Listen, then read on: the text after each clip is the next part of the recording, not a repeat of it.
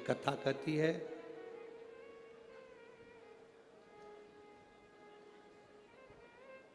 शिव जी को पाने के लिए,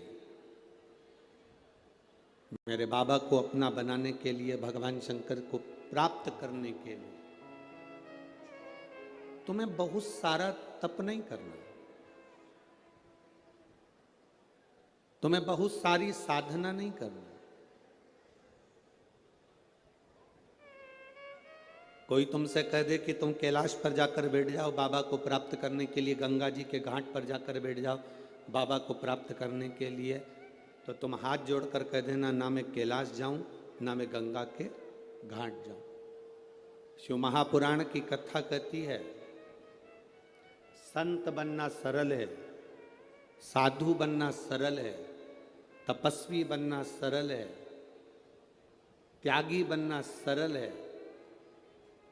पर शिव महापुराण की कथा कहती है कि एक अच्छा गृहस्थी बनना सबसे ज्यादा कठिन है, सबसे ज्यादा कठिन। जितना संतों को भगवान नहीं मिले, जितना साधुओं को भगवान नहीं मिले, जितना तपस्वियों को भगवान नहीं मिले, जितना त्यागियों को भगवान नहीं मिले, उतना उतना भगवान गृहस्थी को मिला है। रामकृष्ण परमहंस जी गृहस्थी थे, संत तुकाराम जी गृहस्थी थे, नामदेव जी गृहस्थी थे, मीराबाई गृहस्थी थे, कर्माबाई, मीराबाई, नामदेव जी, तुकाराम जी, मुक्ताबाई, ये जितने जितने संत हुए हैं, जितने जितने संत, भारत की भूमि पर आप स्मरण करिए, जितने साधु, जितने सन्यासी, जितने तपस्वी, जितने साधक, जितने उपासक, इनको परमात्मा को मिलने में देरी हो गई, पर जो घर में रहकर भगवान को दिल से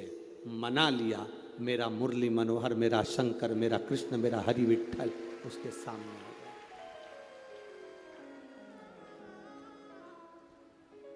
संत तुकाराम जी की धर्म पत्नी कितना क्लेश करती थी, फिर भी शिव जी की,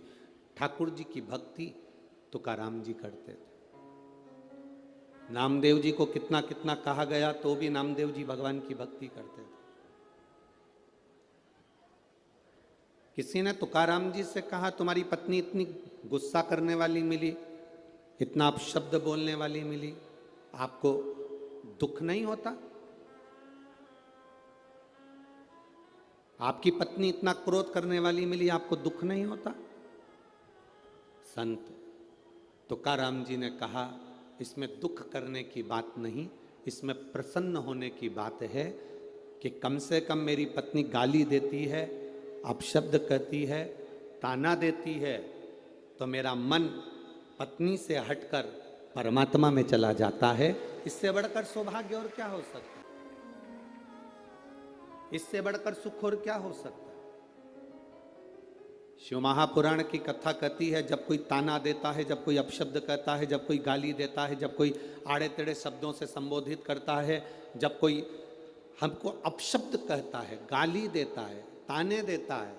उस समय पर हमारा दिल, हमारा हृदय, हमारा चित्त, हमारा मन उधर से हटकर परमात्मा की ओर चला जाता है, भगवान को प्राप्त करने की ओर चला जाता है।